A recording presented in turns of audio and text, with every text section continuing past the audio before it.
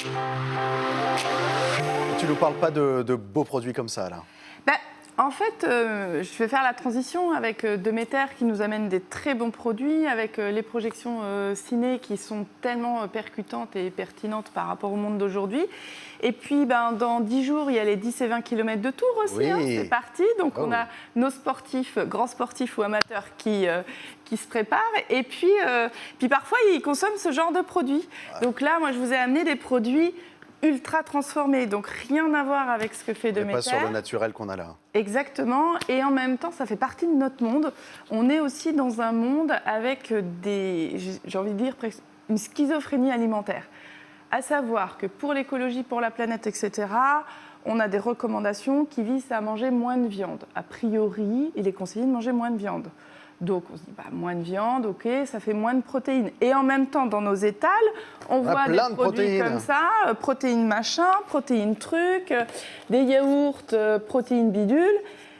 Et la chronique aujourd'hui, c'est qu'est-ce qu'on fait de ces produits-là? Est-ce qu'il faut en consommer? Est-ce que justement c'est malin, puisqu'on essaye d'aller sur moins de consommation de viande, tout en soulignant ce que les messieurs ont dit, je suis tout à fait d'accord avec ça, mais de qualité, quitte à en avoir, prenons des produits de qualité. Et donc, quelle est la place de ces produits-là? Alors, je voulais juste refaire un petit focus. Globalement, en France, on mange trop de protéines.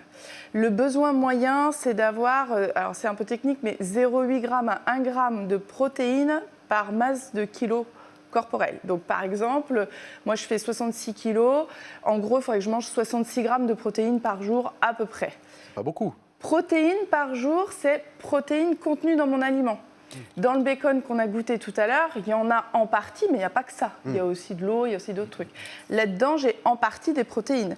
Et puis, il se trouve qu'on a aussi sur le marché des produits de plus en plus protéinés, c'est-à-dire de plus en plus concentrés. En règle générale, une viande, un aliment dit protéiné, viande, poisson, c'est 20%. Un super fromage blanc comme celui-ci, c'est 8%.